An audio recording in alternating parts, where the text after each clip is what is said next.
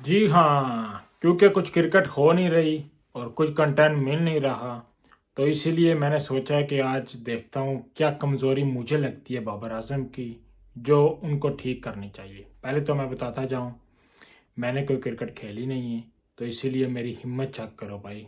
मैं दुनिया के सबसे बेहतरीन क्रिकेटर की गलतियाँ को ठीक करवा रहा हूँ। मैं बाबर आजम का फ़ैन हूँ और चाहता हूँ कि दिन ब दिन वो अच्छा हो और ग्रूम करें और सबसे बेहतरीन प्लेयर बने और हिस्ट्री के सबसे बेहतरीन बने और डॉन ब्रैडमन के साथ उनका नाम हो। तो इसीलिए मैं चाहता हूँ कि वो ग्रूम करें और बेहतर करें अपने आप को। पहले तो सबसे मुझे जो सबसे बड़ी गलती लगती है बाबर आजम की, वो है स्पिनर्स के खिलाफ। क्योंकि वो सीधे बल्ले से खेलते हैं, क्रॉस इतना खेलते नहीं हैं।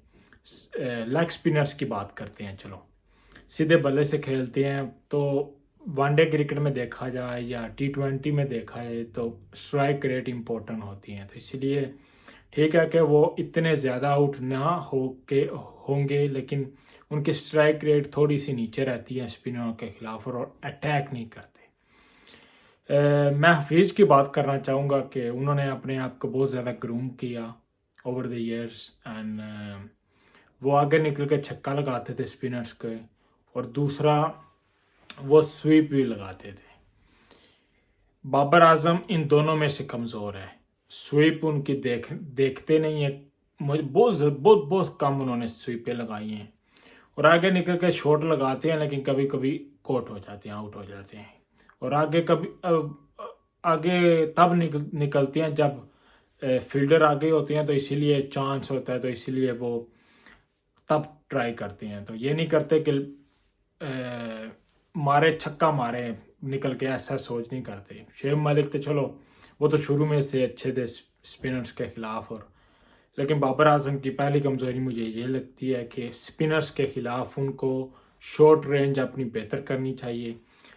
स्वीप शॉट अगर वो ठीक कर लेंगे, मेरे ख्याल से वो अपनी स्ट्राइक रेट बेहतर कर लेंगे और बॉलर भी उनसे डरेंगे। और दूसरा, वो रीड नहीं करते हैंड, हाथ से जब स्पिनर्स बॉल करता है, खास करके लेग स्पिनर, तो वो रीड नहीं करते। एग्जाम्पल, वर्ल्ड कप का फाइनल T20 जो ऑस्ट्रेलिया में हुआ था, वो क्रूशल विकेट थी बाबर आजम की। अगर वो ना आउट होते तो हम 160 170 पर पहुंच जाते, क्योंकि शान मसूद और बाबर आजम की बहुत अच्छी पार्टनरशिप चल रही थी। उसमें उसने गुगली की, गुगली पर वो कोट हुए, और फिर वो मेरे ख्याल में पहली बॉल थी ओवर की, और फिर 5 डॉट बॉल हुई उस ओवर में। मेरे ख्याल में 12वां 13वां ओवर था, अभी मुझे याद नहीं। 5 डॉट बॉल की इफ्तिखार अहमद ने उसके बाद, और फिर पाकिस्तान उसके बाद रिकवर नहीं हुआ। बाकी शादाब खान ने PSL में 2-3 बार आउट किया है, कुलदीप यादव ने किया है, राशिद खान ने 3-4 बार किया है। तो सैंपल साइज बहुत बड़ा हो जाता है स्पिनर्स के खिलाफ। ये हो गया। दूसरी कमज़ोरी मुझे जो लगती है कि पाँव का इस्तेमाल ना करना, खास करके जब उसको वाइड बॉल करते हैं पावर प्ले में। तो यह क्योंकि इतना पाँव की मूवमेंट नहीं होती बाबर आजम की, तो बल्ले को ऐसे आगे करके लगाते हैं और वो एज होता है और पीछे थर्ड मैन पर कआउट हो जाते हैं। और दूसरा, पॉइंट पर भी मेरे ख्याल है आखिरी वनडे क्रिकेट में आउट हुए थे। तो मुझे याद आता है कि ये सूर्या बहुत अच्छा खेलता था, और पाँव का ऐसे ना आगे लेके जाता है, कट बहुत अच्छी मारता था, और ऊपर से भी मारता था, नीचे से भी मारता था। तो दूसरा मुझे ये लगता है कि ये इम्प्रूवमेंट कर सकते हैं। बाकी उसके बाद ये है कि जब वो सेट हो जाएं, ये तो चलो इमामुल हक ने कहा था, लेकिन फिर भी मेरे दिल में था, ख़ास करके T20 और वनडे क्रिकेट की मैं बात कर रहा हूँ। जब वो सेट हो जाएं, 50 बॉल खेल खेल चुके हो और आखिरी ओवर हो, तो 20 का एक ओवर ले जाएं, 25 का एक ओवर लगा दें, 15-16 का एक ओवर लगा दें। उसमें क्या होता है, आप खेल रहे हैं, सेट हैं, बॉलर आया है, 2 छक्के लगाए, 2 चौके, 3 छक्के 1 चौका, उसमें तो 1-2 डॉट बॉल हो जाए, कोई मसला नहीं है। लेकिन बाबर आजम क्या करते हैं, 44 45 ओवर हो रहा है, विकेट्स बहुत ज़्यादा पड़ी हुई हैं पीछे, बॉल मिली है, छक्का लगा लिया है, लेकिन उसके बाद सिंगल लेते हैं या डॉट बॉल हो जाती है तो वही रिदम नहीं रहता। तो इसीलिए जब वो आखिरी ओवरों में 20-25 के कवर 2 लूटना शुरू कर देंगे तो वो, क्योंकि 100 बना लेते हैं, 150 200 चाहिए, और 200 तक पहुंचने के लिए ये फॉर्मूला बहुत ज़रूरी है। या अब एक बॉलर को लूटेंगे ना, 20-24 रन बनाएंगे, तो इसलिए आपको पावर हिटिंग की और मज़ीद काम करना पड़ेगा।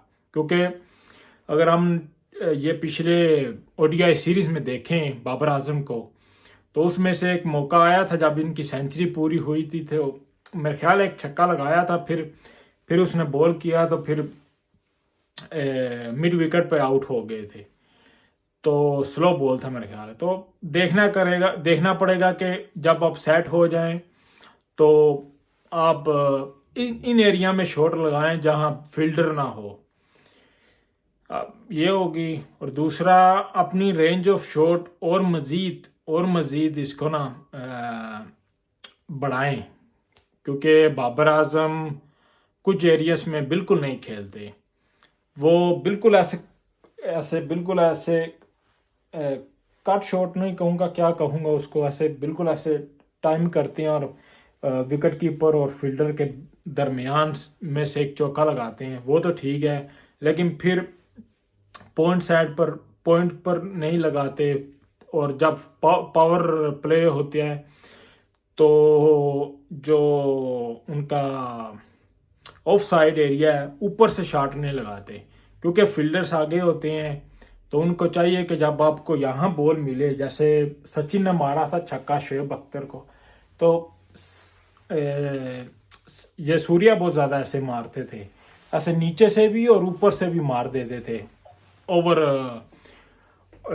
ऑफ साइड से ऊपर से। तो ये शॉट मुझे लगता है कि जो वो इम्प्रूव कर सकें, क्योंकि उनको ये शॉट होती है यहाँ दूर होती है बॉडी से, तो जो ऐसे मारेंगे तो चौका छक्का होगा, क्योंकि फील्डर है नहीं, तो आपको इम्प्रूव करना पड़ेगा। तो बाकी तो मुझे नहीं लगता कि उनके पास कोई कमी होगी, क्योंकि बाकी डिफेंस उनका बहुत अच्छा है, सीधा बहुत अच्छा खेलते हैं, स्पिनर को एक्स्ट्रा कवर पर बहुत अच्छा मारते हैं, लेग को क्लियर करके भी शॉट लगाते हैं स्पिनर को कभी कभी। बाकी उनकी शॉटें पूरी है, पुल शॉट भी अच्छा खेल लेते हैं। ये है कि कभी कभी उनके पुल शॉट बॉल जब बहुत ज़्यादा ऊपर होती है तो ऊपर से ऐसे लगाते हैं और फिर पीछे आउट हो जाते हैं स्क्वायर लेग में, तो वो भी इम्प्रूव करना पड़ेगा कि आपको छोड़ना आना भी चाहिए। तो बाकी तो सबसे बेहतरीन बैट्समैन है, तो बस ये दिली ख्वाहिश है कि वो इम्प्रूव करता रहे और बेहतर से बेहतरीन बनता जाए।